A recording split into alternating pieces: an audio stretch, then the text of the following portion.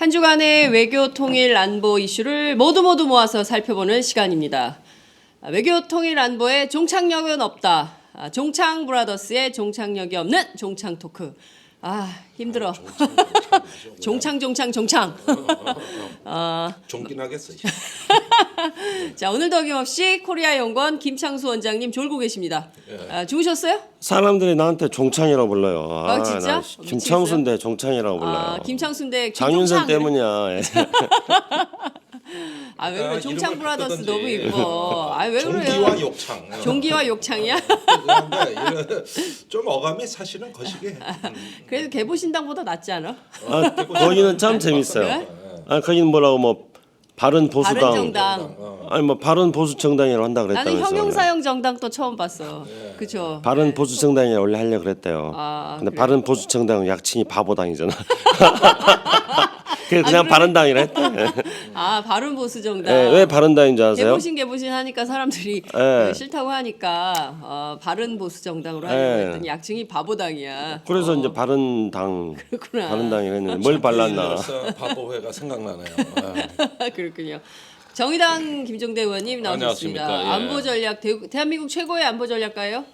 안보 번역가죠. 안보 번역가. 이 안보 딱딱한 안보와 서민적 대화의 교량을 놓는 번역 전문가라고 할 수 있어요. 예. 그렇군요. 우리가 뭐 수화 번역, 그 외화 번역 이런 건 들어봤을 또 안보 번역기는 또 처음 들어보네. 근데 제가 볼 때 조금 우아하고 유식한 척 하려면은 안보 번역하는 거는 조금 우아하진 않고 안보 브릿지. 안보 브릿지. 이게 좀 영어 쓰면 좀 유식하잖아. 그러니까. 그래가지고 이 전문가와 서민을 안보를 연결시켜 준다. 안보 브릿지. 그거 좀 괜찮잖아요. 그것도 브릿지. 말 돼요. 네. 브릿지. 참 그 전문가는 편견에 가득 찬 사람이고 저는 전문가와 서민을 연결하는 그러니까. 그런 근데 위치에서 제 요즘 또 포지셔닝이 연대가 돼 있죠. 대세니까 근데 안보 다리 그러면 조금 이상해. 안보 브릿지 그럼 또 얘기가 되고. 그러니까 참 이게 말이 한글과 묘하다니까. 영어의 묘한 조화가 있어요. 다음 얘기해요. 그러니까요. 바로 들어가려고 합니다. 시간이 없기 때문에 45분까지 나가셔야 되잖아요. 예. 어찌됐든 콤팩트하게 얘기를 해보도록 하겠습니다. 중국 군용기 열대가 원래 이제 매년 뭐 한두 번 왔다 갔다 한두 대 정도. 근데 열대가 때로 왔어요. 네. 방공식별 구역을 침범했어요. 거기 일본도 자주 오는 길목이라고. 네. 왜 왔어요? 얘네 10명이나. 열대가 때로 몰려온 이유가 뭡니까? 자, 이거 배경 설명을 좀 드리겠습니다. 네. 우리나라 방공작전센터라는 데가 있습니다. 오산에 우리나라 모든 민항기와 군용기에 그 실시간 어떤 감시 내지는 통제 센터라고 할 수 있어요. 그런데 여기서 보면 말입니다. 주변에 일본, 중국, 러시아 전투기들이 수시로 우리 영공에 와가지고 툭툭 건드리고 갑니다. 우리 방공 식별구역은 영공은 아니에요. 근데 우리가 이제 항공 통제상 필요한 구역입니다. 영공에 들어와서 통제를 하면 늦기 때문에 네. 항공기는 속도가 빨라서 네. 미리 통제 구역을 더 넓게 설정하는 겁니다. 그걸 방공 식별구역이라고 하고 중국도 운영하고 일본도 운영하고 우리도 해요. 그런데 우리 방공 식별구역에 들어오면 민감해지는 거예요. 갑자기 빠른 속도로 들어와 공격할 수 있으니까. 그런데 주변에 미일 중러 비행기들이 와서 평소에도 툭툭 건드리는데 이게 1년에 수백 회예요. 그러면은 이걸 다른 마치 나라도 보면 그렇게 건드려요? 다른 나라 영공. 건드린다니까. 그런데 툭툭 건드리는 게 이게 영공 침범은 아니니까. 그런데 그걸 마치 전자지도 상에서 보면은 주변에 4마리의 뱀이 한반도를 향해서 혀를 쏙쏙 내미는 것처럼 보인다고. 진짜. 이거 한번 보고 싶다 전자지도. 내가 목요일 날 그거 다 시찰 가겠다 그랬는데 네. 아무나 못 어디를 가. 2급 시찰 비밀 취급인가 없으면 못 들어가. 나니까 들어가지. 그래서 난 이래서 브릿지야. 내가 중계 방송을 다 해드릴 거란 말이야. 그렇구나. 그런데 그 뱀의 혀처럼 한반도를 향해 널름널름거리는 강대국의 그 실체를 보실 수가 있어요. 이거 화면 한번 공개해야 된다고. 그러니까 이거 공개해 줘야 그런데 돼. 이번에 이제 10개의 중국 뱀이 네. 와가지고 혀를 한꺼번에 내밀는 거예요. 이게. 그러니까 상당히 우리를 잡아 물어뜯은 건 아니지만 신경이 몹시 쓰이거든. 더군다나 요즘 사드다 뭐다 해가지고 네. 여러 가지로 예민해 있는데. 불편한 시기에 말이지. 그러니까요.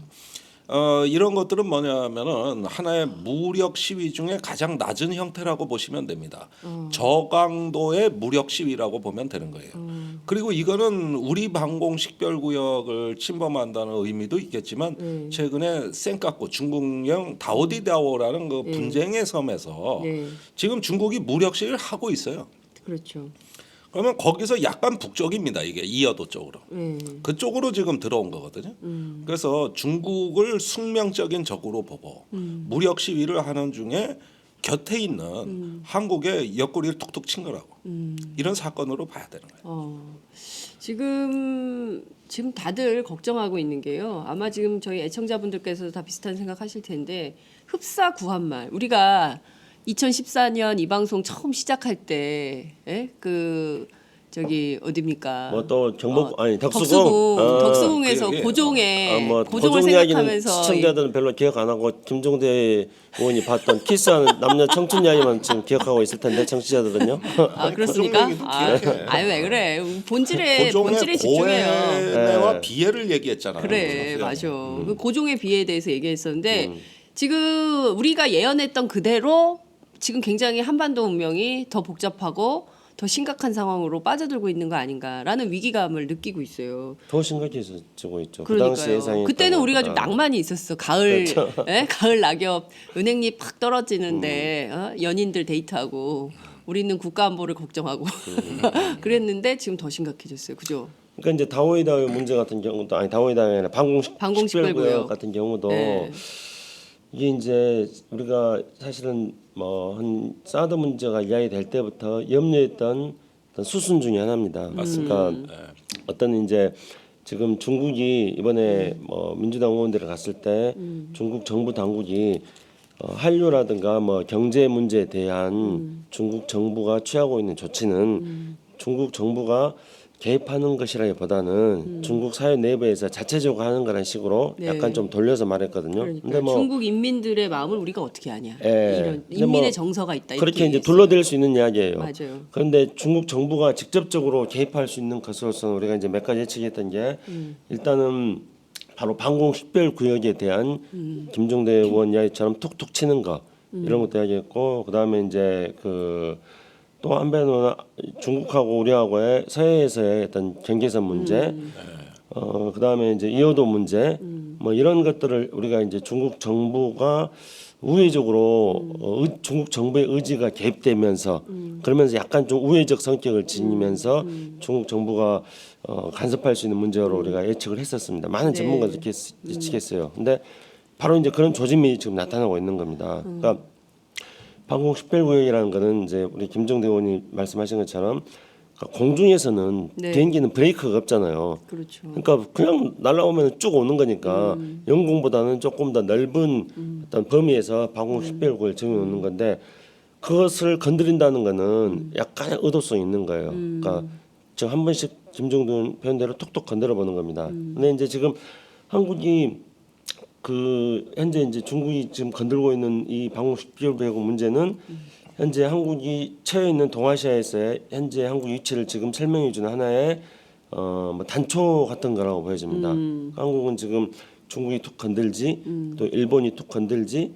뭐 이런 또 미국의 트럼프 당선 이후에 한국의 외교가 어디로 갈지 좀 불확실하지 이런 상황에서 지금 이제 가시적으로 나타나고 있는 하나의 조치 이렇게 지금 볼 수 있습니다. 그렇군요. 지금 이거 말고도 중국 말고도 지금 우리가 네 마리의 그 뱀들을 다 살펴봐야 되는 상황인 건데 일단 중국 뱀이 10마리가 낼름낼름 거리고 있어요. 그리고 또 일본 뱀은 그 집에 가버렸어 갑자기. 부산에 아니 근데 저는 참 이해가 안 되는 게요. 상식적으로 소녀상이잖아요. 이게 무슨 뭐 흉측한 무슨 뭐 막 그 누구를 위해하거나 무슨 좀 보기에도 좀 흉물스러운 뭐 이런 게 아니라 그냥 앳된 그 조선의 소녀가 앉아 있는 거예요. 뭐 위협적인 것도 아니고 근데 그거를 문제 삼아 가지고 일본 뱀은 집에 가버렸네. 어떻게 해야 돼요? 그러니까 네. 그 소녀상은 우리의 이제 평화의 메시지지만은 네. 가해자 입장에서는 항상 도덕의 아킬레스건을 건드리는 하나의 어떤 그 도전으로 받아들였던 것이죠. 그래서 그때 일본은 일본이 항상 못마땅한 잘못했잖아요. 것이죠. 소녀들을. 그러니까 그게 바로 애기들을 가해자의 데려다가. 심리라는 거예요. 예. 가해자의 심리는 있는 걸 원하는데 이건 24시간 자기네 대사관 영사관을 바라보고 있거든요. 그렇죠. 그러니까 결국은 자신들의 어떤 도덕 심성에 대해서 항상 긴장을 불러일으키는 존재였어요. 그러다 보니까 이 소녀상을 마치 위험한 시설물인 것처럼 우리한테는 안 위험해도 일본한테는 위험한 것을. 그거는 왜 그러냐? 가해자니까 그래요. 결국 우리가 예를 들면 우리 애가 어느 집에 가서 뒤지게 얻어 터지고 부당한 대우를 받았어. 그러면 엄마가 너 그 집 앞에 가서 째려봐. 이렇게 해가지고 이제 째려보는 거야. 그러면 그 집에선 불편해 죽겠는 거야. 안 그래? 그렇죠. 예. 밀 대문 앞에서 째려보고 있거든. 쟤 그래다가 왜 집에 안 가? 이런 거지. 석고상을 아예 만들어가지고 평생 째려봐. 이러니까 그 가해자 집에서는 그렇다고 사과는 못 하겠고. 사과를 해야지. 사과를 하면 되는데 예, 사과를 하면 사과하고 되는 건데. 적극적으로 그 도덕적 미안했다고. 책임을 지는 그렇죠. 되는데 예. 그거는 못해. 왜 그러냐? 예. 일본의 우익 눈치를 봐야 되거든. 아베가. 아베가. 그리고 지금까지 한일 정보보호협정이니 한일 위안부협정이니 이런 것들이 네. 한일 간에 정말 그렇게 긴박해서가 아니라 미국의 요구도 있지만 일본 우익들 눈치도 봤기 때문에 체결이 된 것들이에요.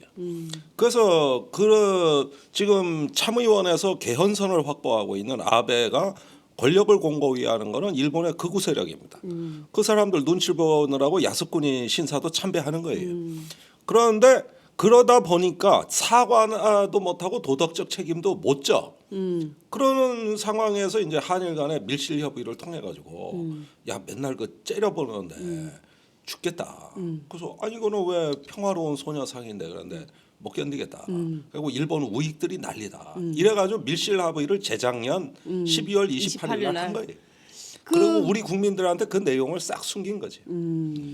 아니 저는 그러면 우리가 어떻게 해야 되지? 아베한테 더 이상의 그 일본의 그거 눈치 보지 말라. 메시지를 보내야 되나? 근데 그게 이제 어떻게 생각하세요? 일본이 어떤 태도를 취하냐에 따라 가지고 네. 소녀상의 의미는 달라집니다. 그러니까 만약에 일본이 진심으로 과거사를 사죄하고 네. 앞으로 다신 그와 같은 전쟁 범죄를 저지르지 않겠다 한다면은 네. 소녀상은 일본을 위협하는 상징이 아니라 일본의 어떤 전쟁 범죄를 저지르지 않겠다는 약속을 상징하는 게 되는 거예요. 그러면은 그렇게 된다면은 일본은 소녀상을 더 많이 설치할 수 있는 거죠. 그렇죠. 전 세계에 자기들이 잘못한 나라에 그렇죠. 전부 설치해서 대만이고 중국이고 그렇죠. 말이죠. 미국도 마찬가지예요. 네, 아시아 여러 나라에. 네, 그 이제 독일 같은 경우에는 2차 대전의 전쟁 범죄에 대해서 독일이 반성을 하고 있기 때문에 그래서 워싱턴 DC에도 나치가 저지른 범죄를 반성하는 그런 어떤 기념 박물관이 있어요. 그럼 뭐 미국하고 뭐 독일하고 뭔 상관이 있다고 워싱턴 DC에 독일의 전쟁 범죄를 반성하는 기념관이 있겠습니까? 근데 그 기념관을 방문하는 사람들은 네. 독일의 어떤 나치의 그런 전쟁 범죄에 대해서 규탄하고 분개합니다. 그러나 또 한편도 감정을 더 숙성시키면은 독일이 또 그것을 반성을 한다는 것을 이해를 하면서 독일의 어떤 그 전쟁 범죄를 반성하는 위대성을 인정하게 되는 거거든요. 근데 일본은 중요한 거는 범죄를 반성하지 않으면서 김정도 의원 이야기한 것처럼 소녀의 애처로운 눈빛을 위험하게 바라보게 두려워한다는 두려워하게 생각해 버리는 겁니다. 그건 원인은 바로 소녀상이 원인이 아니라 자기들이. 전쟁 범죄를 반성하지 않은 일본이 소녀의 그 가냘프고 애처로운 눈빛을 두려워하는 그런 상태를 만들어 버리는 겁니다. 박근혜 대통령이 세월호를 두려워하는 거하고 똑같은 이치라고 보시면 되는 거예요. 그렇죠. 예. 세월호 노란 리본 뭐 이런 거 얼마나 그 최순실 씨가 신경질적으로 그렇게 싫어했다는 거 아니에요? 노란색을. 싫어합니까? 네. 그게 일본이 소녀상 싫어하는 거하고 똑같은 거예요. 같은 심성입니다. 그러면 진짜 세월호나 소녀상이 두려운 것이 아니라 정작 두려운 건 자기 본성 내부에 어떤 그 양심의 가책을 억누르고 있는 자기 자신의 본성이 두려운 거예요. 그걸 일깨워 주는 거란 말이죠. 아니 이것이. 근데 저는 이해할 수 없는 게 그 작은 소녀상이 의 문제로 물론 이제 그 하나의 그냥 무슨 그 미술 작품 이렇게만 볼 수 없는 아주 정치 사회적 의미가 담겨 있다라고 일본 정부 혹은 일본의 극우가 생각하고 있는지는 모르겠지만 그렇다고 해서 고위급 경제 협상도 연기해 버리고 한일 통화 수화프도 안 해버리고 이 좀 너무 일본의 태도가 저는 너무 우스꽝스러운 거죠. 도둑이 제발저리니까 그런 도둑이 겁니다. 제발 저리는 거다. 예, 우리가 뭐 이렇게 생각해 보시죠. 네. 그러니까 2015년도가 제가 그 방송에서 여러 번 이야기했습니다만은 광복 70주년이었습니다. 2차 대전 종전 70주년이었죠. 일본의 패전 70주년이었습니다. 나치의 패전 70주년이었죠. 그래서 우리는 그때 밀정이라는 영화를 만들었습니다. 그래서 우리가 밀정이라는 영화를 보면서 아우 재밌게 봤죠. 그렇죠. 네. 우리 국민들이 이제 저는 그때 이 방송에서도 말씀드렸습니다만은 광복 70주년에 한국 외교가 개판이었는데 박근혜 외교가 개판이었는데 알고 보니까 그게 최순실 외교였는데 밀정이 없었다면은 광복 70주년에 우리는 얼마나 허탈했을까. 저는 이제 그 당시 그 방송에서 그 이야기를 한 적이 있었습니다. 맞아요. 근데 그때 이제 우먼인 골드라는 영화가 또 있었어요. 많이 알려지지 않았습니다만은 근데 우먼인 골드라는 것은 나치가 전쟁 범죄를 어떻게 저질렀는가 하는 것을 얘기도 말했던 하셨어요. 네. 영화였습니다. 근데 그런 영화가 계속 상영이 되어짐으로써 다른 한편에서는 독일이 전쟁 범죄를 반성함으로써 오늘날 그 독일의 전쟁 범죄에 피해를 당한 사람들이 자신의 아픔을 어떤 당당하게 말을 하고 영화로서 표현을 하고 그럼으로써 그게 또 바탕이 되어가지고 다른 한편으로는 독일이 오늘날 어떤 유럽 통합에 있어서의 선구적인 역할을 해나가는 독일 위상을 또 간접적으로 높여주는 겁니다. 근데 전혀 반대적으로 네. 일본 같은 경우에는 자신의 전쟁 범죄에 대해서 반성을 하지 않고 오히려 일본은 그 이후에 2차 대전 종전 70주년 이후에 어떤 행보를 했냐면은 네. 쇼를 했죠. 어떤 쇼를 했느냐? 자기들이 크게 잘못한 적이 없다고 이야기하고 그리고 한일 종군 위안부 문제에 대해서 이상하게 2015년 말에 타협을 하고 그러고 나서 2016년도에 아베를 네. 히로시마에 불러 들어가지고 마치 자기들이 핵 문제에 대해서 피해자인 양 하고 그리고 그 다음에 또 일본이 올해 아니 작년에 말에는 또 하와이를 또 방문했습니다. 그래서 진주만 공격한 거에 맞아요. 대해서도 네. 마치 피해자인 것처럼 그런 식으로 교묘하게 쇼를 계속 해오고 있었던 겁니다. 근데 여기서 이제 우리가 중요한 거는 속지 말자 쇼. 네. 아베 쇼. 일본에 대해서 우리가 지금 계속 지적을 했습니다. 일본이 진정으로 반성을 했단다면은 손여상이 오히려 일본의 반성의 상징으로서 세계인들이 일본을 더 높이 평가하는 상징이 됐을 것이라고 했는데 일본의 문제가 아니라 다른 한편으로는 이런 일본의 아베 쇼에 속고 그것에 대해서 외교적으로 넘어간 게 네. 누굽니까? 그러니까요. 그게 우리 정부입니다. 예. 그러니까 2015년 12월 28일 날 예. 종군 위안부, 일본군 위안부 문제에 대해서 갑작스럽게 한일 외무장관 회담을 하면서 거기서 어떻게 말했습니까? 최종적이고 불가역적으로 타결했다고 말했습니다. 예. 그때 저는 이 방송에서 그 최종적이고 불가역적인 합의라는 것은 아베의 덫이다.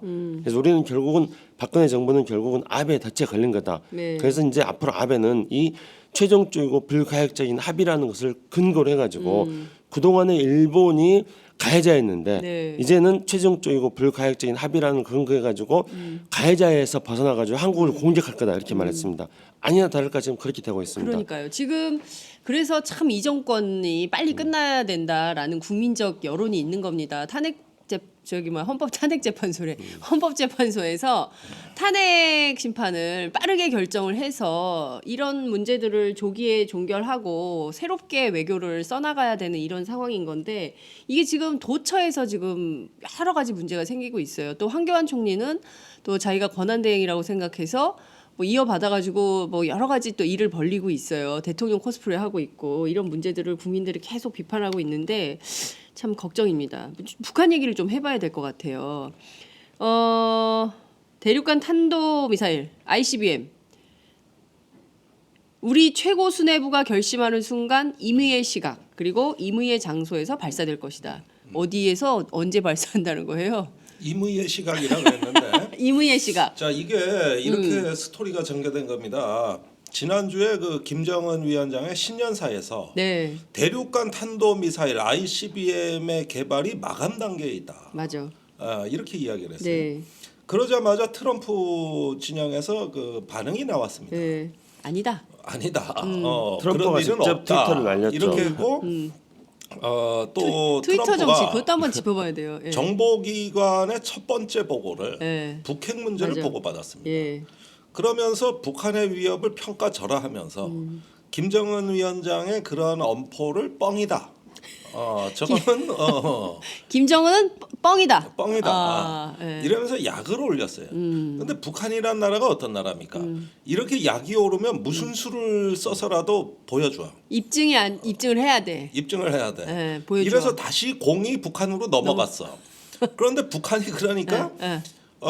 좋다. 예. 안 믿는 모양인데 임의의 시각에 그럼 우리가 발사해 주겠다. 그러면 이제 전문가들한테 관심사는 임의의 시각은 언제를 얘기하는 것이냐? 도대체 언제냐? 물론 그건 엿장사 맘이에요. 그래서 임의라는 말 뜻이 그거예요. 예. 내 맘이라는 예. 뜻이고요. 내 맘이야. 그다음에 어느 정도 성공할 것이냐.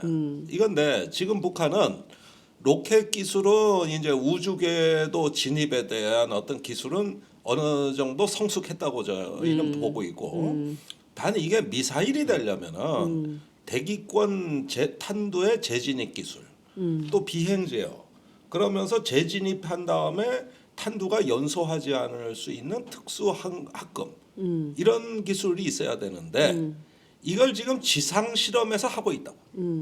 그러니까 그런 어떤 공기 진입을 할 때 탄두가 약 한 3,000도에서 6,000도 사이를 왔다 갔다 한단 말이에요. 그런 고열의 탄두를 견딜 수 있는가를 지상에서 탄두를 대상으로 막 고온에 어떤 열을 통해서 견디는가 이런 모의 실험을 하고 있거든요. 그러면 이런 데이터를 축적해 어느 날은 한번 쏴보는 끝장 실험을 할 수가 있는 것이죠. 끝장시로. 근데 이게 어느 정도까지인지 아직은 잘 몰라. 그리고 상당히 많은 어려움이 있을 거라 그러니까 네. 트럼프가 그 얘기를 어디 정보기관에서 주워 들은 거야. 그러니까 쟤들 못해 이래버린 것이지. 네. 예, 그래서 네. 지금 트럼프가 한반도 방위에 대한 미국의 부담을 많이 지는 거에 대해서 몹시 심사가 뒤틀려 있기 때문에 네. 장차 어떤 한반도 방위의 책임을 좀 미국이 덜 지고 한국은 더 지고 이런 방향으로 가려는 입장에서 보면은 북한의 위협은 저거 뻥 아니야? 좀 우리 좀 너무 이거 갖고 놀라서 돈 쓰고 이러는 거 좀 안 해야 되는 거 아니야? 계산 좀 해봐. 이제, 이런 거죠. 의도가 예. 그런 말로 드러났는데 이게 결과적으로 북한이 약 올리기가 됐다는 거예요. 근데 그게 북한의 입장에서 본다면은 네. 트럼프가 북한한테 말려들고 있는 거예요. 트럼프가 북한에 말려들고 있는 거다. 네, 그러니까 오. 트럼프 입장에서는 가장 좋은 거는 신경 안 써버리는 게 가장 좋은 겁니다. 근데 트럼프가 신경 써버리잖아요. 그러면 북한의 입장에서는 아싸. 일단 장이 아싸 들어왔다 이렇게 되는 거예요. 코 걸렸다. 예, 그렇죠. 어. 그러니까 제가 이제 지난주에도 말씀드렸는데 네. 북한의 대미 전략은 네. 물망초 전략이에요. 물망초. 나를 잊지 말아 주세요. 그러니까 북한이 제일로 들어온 거는 네. 미국이 북한을 잊어버리는 것. 이걸 제일로 들어가거든요. 그러니까 미국이 북한에 대해서 건드는 것. 이거는 북한은 들어가지 않습니다. 관심 가지는 거라고 생각하니까. 네. 그러면 이거를 북한이 관심 종자라고 봐야 되나요, 김정대가? 관종이야? 근데 북한은 관종이야? 예, 미국에 대해서 북한은 관종이에요. 제발 관심 좀 가져달라는 건데 네. 그래서 이제 신년사에서 우리는 뭐 대륙간 탄도 미사일의 마무리 단계에 있다 이렇게 말하니까 트럼프가 갑자기 관심을 막 가지는 거예요. 너무 웃기다. 예. 관종. 그러니까 이제 트럼프가 관심 가지는 거는 네. 이제 우리 김정도 의원이 이야기하는 것처럼 그것에 대해서 김정은이 우리 대륙간 탄도 미사일이 있어가지고 너네들 위협할 수 있다. 이러는 거에 대해서 트럼프가 개무시했다고 볼 수도 있어요. 개무시했다. 근데 다른 한편으로는 또 뭐냐면은 그거 너희들이 싸면 우리가 다 막아버리겠다. 못 사게 만들어버리겠다 되는 거예요. 근데 어쨌든지 간에 진심으로 개무시라면은 말을 안 해야 되는데 트럼프가 이제 반응을 보이네. 반응을 보이는 거예요. 니네들 그거 별거 아니야. 계속 반응을 보이고. 개뿔도 아니야. 예. 이렇게 반응을 보인 거야. 그러니까 북한은 그 신나는 거예요 이제. 그러니까 좋아 트럼프가 일단 내 덫에 걸렸어. 그러니까 하나 또 미끼를 던지는 거예요. 예. 우리는 그 다음에 던지는 거는 북한의 표현대로 한다면 임의의 시간에 임의의 장소에 쏠 수 있다 이렇게 진짜 던지는 쏴요, 거예요. 근데? 진짜 안 쏘죠. 못 쏘죠? 아직은 그 능력이 안 되는 거예요. 예. 근데 북한이 이제 미끼를 던지는 거예요. 다시 한번 제2의 미끼를 던지는 거죠. 근데 북한이 이런 미끼를 던지는 건 처음이 아니에요. 2015년에 제 기억이 한 6월 달쯤에 평양에 무슨 뭐 우주 항공 무슨 어쩌고 저쩌고 하는 센터가 만들어졌어요. 그래서 이제 거기서 어떻게 말하냐면은 그 센터가 만들어질 때 북한 표현대로 한다면은 그러니까 북한의 최고 지도부가 결정하는 순간 어떤 그 미사일이든지 유성이든지 이런 거는 저 푸른 항공을 날아다닐 거다 이렇게 많이 해요. 이미 그게 이제 2015년부터 얘기하는 거거든요. 그러니까 네. 그때도 이제 이미 시간에서 최고 지도부가 결심하면은 이 미사일이라든가 위성이 날아다닐 거다 이렇게 말을 합니다. 그러니까 그거는 북한의 수사법이에요. 그러면 이제 지금 현재 임의 시간, 임의 장소라고 말했는데 네. 그 임의 시간, 임의 장소를 결정한 것은 북한식 표현에 따른다면 어떤 거냐면은 그러니까 김정은이 결심하면은 그러면 어떤 시간, 어떤 장소든지 간에 이걸 쏘겠다 이런 거예요. 그러니까 트럼프가 반응한 것에 대해서 네, 네. 이제는 북한이 더 구체적으로 언제든지 쏠 수 있다. 실제로 자기 능력보다는 네. 더 과시해가지고 반응을 한 겁니다. 그래서 이제 앞으로 북한하고 미국하고 이런 말싸움이 계속 될 거라 생각합니다. 그래요? 근데 이게 아니 그 애슈턴 카터 미국 그 국방장관이 이런 얘기를 했잖아요. 이런 반응이 그 나오니까 임의의 시각, 임의의 장소에서 쏜다 이런 얘기가 나오니까 애슈턴 카터가 그걸 바로 받아가지고 한미 동맹을 위협하면 우리는 바로 또 격추한다. 그것도 뻥이에요. 아 이래요? 네, 그것도 뻥대 뻥이야? 왜 그러냐? 왜 이래? 왜 이렇게 뻥쳐? 우선 뻥쟁이들이야? 격추할 능력이 있을지도 의심스럽지만 네. 미국은 전에 북한이 미사일 시험할 때도 그 얘기를 했어요. 그런데 막상 미사일 시험하니까 네. 뭐 이지스함이 난 때로 몰려올 줄 알았거든. 네, 네. 안 와. 안 와? 안 와. 그리고 저기 그때는 또 무관심으로 돌았었습니다. 네. 그래서 네. 그럼 맞출 수 있으면 맞춰봐라. 그런데 메롱. 제가 보기에는 말입니다. 그 이지스함이 오고 사드가 동원돼서 네. 이걸 탐지하고 요격에 성공한다 그러면은 지금 사드 논란은 싹 잠재울 수 있거든. 그렇잖아. 능력을 검증해 버렸으니까. 그러네요. 예. 근데 한 번도 그래 본 적이 없거든. 그 그럼 막 사드가 쐈는데 필요 없게 되는 거네. 네? 막 능력을 요격 검증했으니까. 미사일을 발사했는데 못 네. 잡으면 네. 미국의 위신은 하루 아침에 완전히 하한가를 칩니다. 그것도 하루가 아니라 계속. 계속. 그 제가 보기에는 이런 창과 방패 싸움은 기술적으로 보면 매우 흥미있지만 네. 그러나 이런 것에 말 대 말의 어떤 그 강대 강에 이런 말폭탄들이 오고 가는 것들은 뭐냐면은 사실은 자기들 위신 때문에 저러는 거지 실제 행동으로 나간다는 보장은 없어요. 그래요. 예, 보장은 없는데 단지 여기서 우리가 주의해야 될 대목이 한 가지는 있습니다. 네. 북한은 약 올리면 반드시 해낸다는 거예요. 지금까지 SLBM도 그거 미국에서 조작이라 그랬잖아요. 네. 그런데 결국은 발사됐잖아요. 또 저 중거리 미사일도 열병식에 나왔을 때 무수단리 미사일 저거 종이로 만든 가짜 모양이라 그랬잖아요. 그러니까 진짜 쏴서 보여줬잖아요. 그러니까 이런 식으로 약 올리면은 열받은 김정은 위원장은 과학자들 다 소집해서 다 밀어줄 테니 수단 방법을 가리지 말고 뭘 하나 개발해서 가져오라고 이러면서 기어이 이걸 서방 세계에 입증을 하기 위해 국가 총동원을 한다 이거예요. 그래서 이제 애슈린 카터 국방장관의 그 발언이 우리 김종대 의원이 뻥이라 그랬는데 네. 그 뻥의 소지가 충분히 있습니다. 그러면 이제 한반도 상황은 김정은의 뻥과 트럼프의 뻥과 애슈린 카터 미 국방부의 뻥과 그러니까 뻥에 의해서 공포가 형성되어지는 게 현재 한국 상황입니다. 한반도 상황입니다. 근데 이제 이 뻥의 정치, 뻥이란 공포의 정치의 시대가 지금 되고 있는데요. 근데 이게 또 고의로 부풀어지는 측면이 있습니다. 예를 들자면은 애슈린 카터가 그렇게 북한이 쏘면 우리가 막겠다, 뭐 격추시키겠다고 뻥을 쳤는데 사실은 그 시점에서 진지한 논의도 있었어요. 미국 내에서 어떤 거냐면 페리, 그러니까 전 미국 국방장관, 네. 그러니까 애슈린 카터의 사부입니다. 사부. 그러니까 애슈린 카터의 사부였던 페리 미 국방장관이 애슈린 카터랑 같이 2006년도인가 뭐 책을 만들었어요. 예방적 공격인가 그래가지고 북한이 까불면은 예방적 공격해버리겠다 이렇게 해가지고 굉장히 그 페리 보고서를 만들어가지고 2000년도에 북한 핵에 대해서 사전에 어떤 외교를 통해 가지고 방지하겠다는 입장을 했던 사람이 갑자기 페리랑 그 애슈린 카터랑 같이 공격하겠다는 식으로 또 네. 책을 냈어요. 입장이 이렇게 바뀌었던 사람인데 그 이제 페리는 또 최근에는 북한 핵과 미사일에 대해서 별다른 방법이 없다. 그러니까 그것을 우리가 공격할 경우에는 한국이 너무 큰 피해를 본다. 유엔에 제재를 할 경우에는 효과가 별로 없다. 그러니까 결국은 협상을 통해 가지고 북한 핵 위협을 더 크지 않게 만드는 것이 중요하다. 이렇게 이야기했거든요. 네. 그러니까 애슐린 카터의 사부가 페리가 그렇게 이야기했는데 그 이야기는 별로 이야기되지 않고 별로 그러니까 소개되지 않고 뻥을 친 애슐린 카터 이야기만 또 많이 이야기되잖아요. 근데 저는 이게 걱정이 되는 겁니다. 네. 왜 걱정이 되냐면 이제 우리가 지금 조기 대선으로 가잖아요. 그렇죠. 조기 대선으로 가는데 3, 4월 달은 항상 해마다 한미연합 합동훈련을 하는 때입니다. 네. 그리고 3, 4월 달은 또 미국에서 국방 예산을 또 책정하는 때예요. 그러니까 한미 합동 훈련을 하고 국방 예산을 책정하니까 북한의 위협에 대해서 또 뻥을 쳐야 될 때입니다.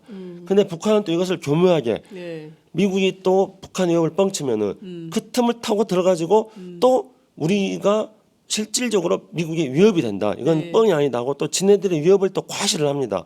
이렇게 해가지고 미국과 북한에 의한 네. 위기가 고조되는 시점이 항상 3, 4월 달이에요. 해마다. 그때 우리가 대선을 치르게 되는 거예요. 그렇기 때문에 현재 뻥에 의한 공포의 정치가 그냥 우리가 뻥으로 치부해 버릴 수 없는 네. 그런 문제가 되는 상황으로 지금 가고 있다는 겁니다. 자, 그 논리 구조는 네.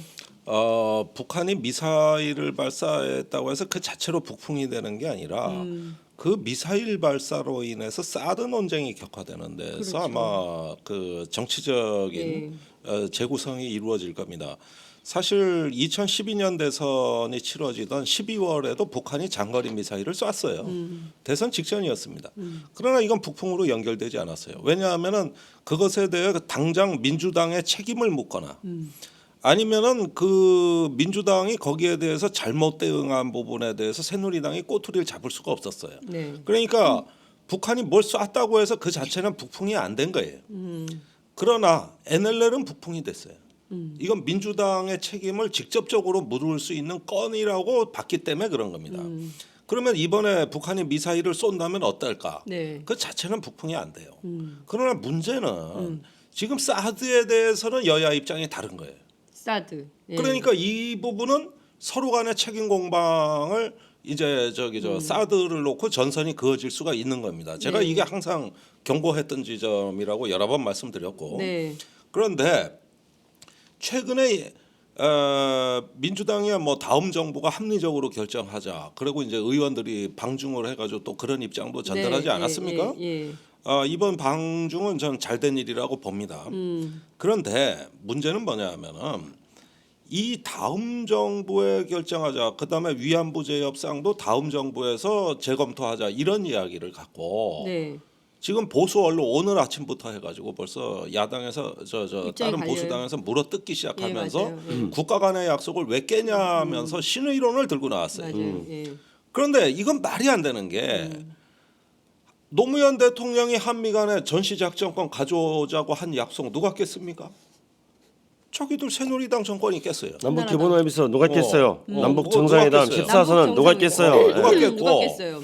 그다음에 한미 FTA 다 깨자고 따져보자. 하는 우리. 건 표, 누구야? 도표 만들까? 도표? 지금 트럼프는 한미 FTA도 깨자 그러고 있어요. 누가 깼어요? 한미 합의 누가 깼어요? 그런데 뭔 합의를 유행어 만들자. 누가 깼어요? 이제 그 하나의 어떤 위안부 같은 역사 문제는 얼마든지 재검토가 가능하고 사드는 아직 실행 안 된 거기 네. 때문에 예. 깨고 말고 할 것도 없어. 다음 정부가 자기 주관을 갖고 하면 되는 거고 국민 뜻에 따르면 되는 거예요. 네. 그래서 이런 상황이 되다 보니까 정작 황당한 일은 다른 데서 터졌어요. 가만히 보니까 이 정치적 한 가운데 소용돌이 한 가운데 롯데가 들어와 있거든. 롯데. 그 저 골프장. 성주. 골프장. 예. 그게 벌써 국방부하고 토지 막거래 협약이 체결됐었어야 된다고.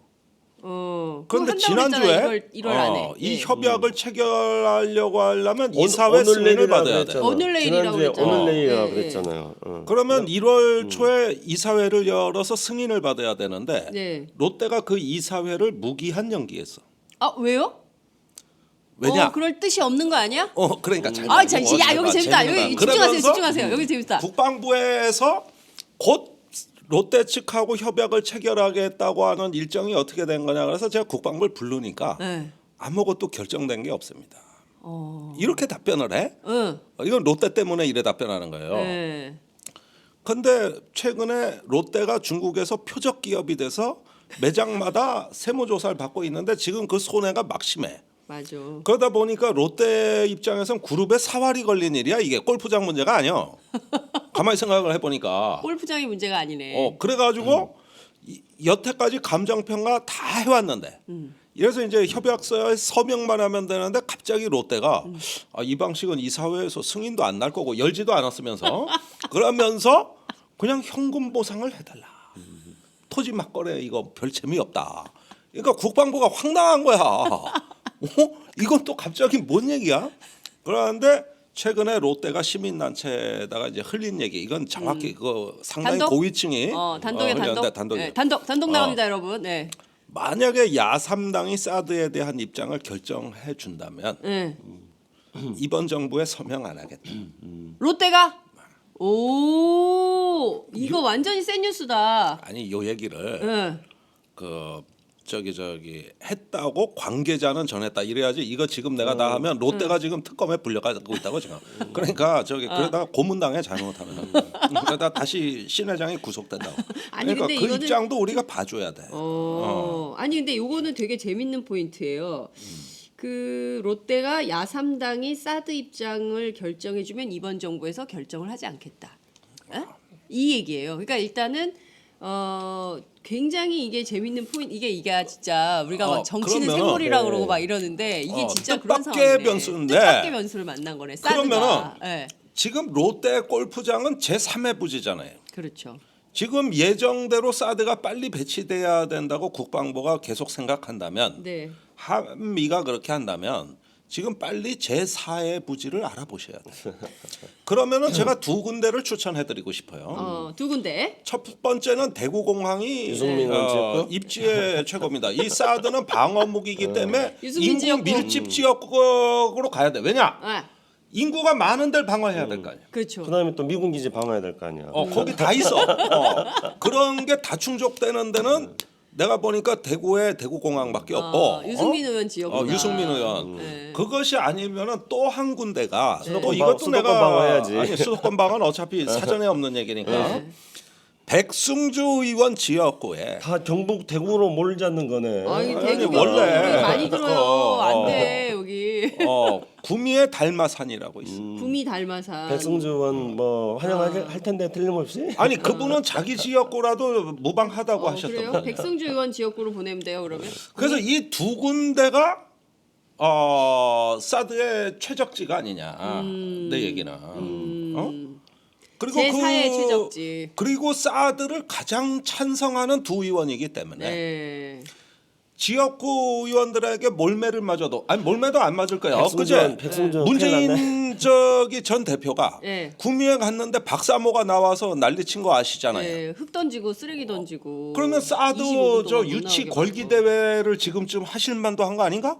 거기에 지금 김천의 사드 배치 반대 국민들이 나와가지고 이제 저 손팻말 들고 피켓 시위 하려고 했더니 박사모에서 나와가지고 그분들을 처음에 막 괴롭히고 욕설을 퍼붓고 그런 거예요. 그리고 그 다음 단계로 이제 문재인 대표한테도 그런 일종의 그 폭력을 휘두른 셈인 건데 저하여튼 그거는 논외로 한다 하더라도 이 문제는 지금 굉장히 중대 국면을 맞고 있다. 조금 너무 이제, 재밌는데 조금 이거를? 이제 정리를 한번 정리를 해봅시다. 좀, 네. 일단은 이제 지금 한일 위안부 문제부터 시작해가지고 사드 문제까지 왔잖아요. 네. 그러니까 여기에서 우리가 이제 봐야 될 거는 크게는 이제 두 가지가 있습니다. 첫째는 일본 이야기하는 그 논리 때문에 지금 사드 문제까지 온 건데, 그러니까 아베가 지금 무슨 뭐 신의 성실의 원칙, 그러니까 전임 정부에서 합의한 것을 지키지 않으면은 이거는 신의 성실의 원칙에 위배된 거다. 네. 이렇게 지금 아베가 이야기하지 않았습니까? 네. 근데 이 논리에 대해서 이제 우리가 반박을 하다 보니까 이제 사드 문제까지 온 거예요. 근데 이거는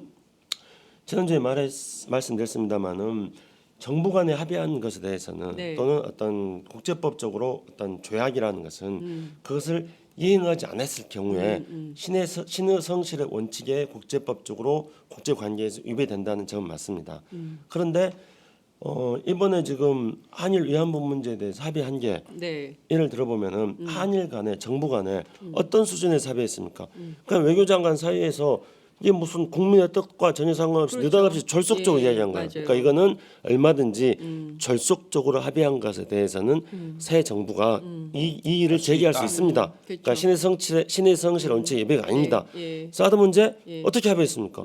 갑자기 작년에 7월 8일 날 발표할 때 국민들이 왜 그때 발표했는지 도대체 이해할 수 없었지 않았습니까? 그 직전까지 7월 4일까지 국회에 출석한 한민국 네. 장관이 가장 계획 없다고 했어요. 내가 빡치는 경우지. 빡친 그렇기 때문에 그건 역시 네. 다시 재검토를 하는 것은 그렇습니다. 신의 성실의 원칙에 예배되는 게 아니라 재검토할 만한 예. 충분한 중대한 사유가 있기 때문에 우리는 재검토를 해야 되는 해야 것입니다. 된다. 그 아베가 이런 얘기해요. 나 10억 줬어. 10억 냈단 말이야. 돈 냈으니까 빨리 끝내줘. 어떻게 해야 돼요? 아니 그 삼성이 정유라한테 준 돈보다도 적어요. 찍어요? 미르케이하고 아, 사실 그리고 그 돈 다 할머니들이 네. 일부만 받아가셨다고. 그러니까 아직도 돌려주기가 좋습니다. 나머지 모금을 해서 주던 정부 예산으로 주던. 그러니까 그까짓 거 10억 엔에 줘버려라. 그리고 네. 어떤 국가의 역사를 팔아먹는데 10억 엔이 뭡니까? 그리고 그러니까요. 그걸 또 상대방한테 저렇게 이용을 당하는데 찍소리도 못한다. 그리고 저 윤병세 외교부 장관이 작년 11월 30날 뭐라 그랬어요? 저기 그 한일 합의에 대해서 고마워하는 위안부 할머니도 있다. 이러면서 변함없이 밀고 나가겠다. 그다음에 올해 신년 업무 보고에서 황교안 총리의 외교안보 업무 보고에서도 마찬가지예요. 그러니까 그거는 양심의 문제입니다. 사실 윤병세 외교부 장관은 반대했어요. 근데 남재준 국정원장이 제거되고 부임한 이병기 네. 국정원장이 청와대 비서실장 가는 순간 이거 다 비선 실세 인사라는 거 다 알려진 사람이다. 그러니까요. 예. 근데 일본 대사 지내면서 그쪽하고 밀월 관계에 있던 그 비서실장 주도로 다 한 거예요. 그래서 결국 최순실표 국정원. 네. 그때 이제 그 한일 그 외무장관 합의를 할 때 분개를 하면서 그때 이제 이야기했던 게 이병기하고 야찌하고 일본의 이제 맞아요. 아베의 그 외교 책사인 야찌하고 네. 같이 해서 그게 진행된 거다. 그래서 이병기 야찌 라인에서 밀실에서 진행된 거기 때문에 그것이 가지는 정당성이 없는 겁니다. 네. 근데 일본이 지금 아베가 뭐 돈 가지고 이야기하는 거는 65년도에 우리가 굴욕적으로 체결했다고 이야기하는 한일 국교 정상회담에 대해서 네. 박정희 정부가 돈으로 해결하지 않았습니까? 그게 재판입니다 지금 현재. 그러니까요. 예. 네. 그 돈 받아도 꼭 그래. 세월호 때도 돈 받았으면 된 거 아니냐 이런 식으로. 하여튼 저희가 매 눈으로 한일 그리고 한미 그리고 한중 외교 안보 현안 다 꼼꼼히 들여다 보겠습니다.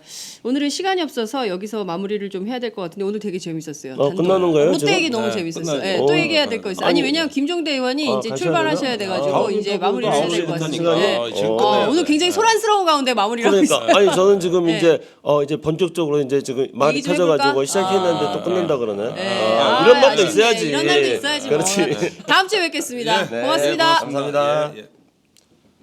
하루야채 주세요.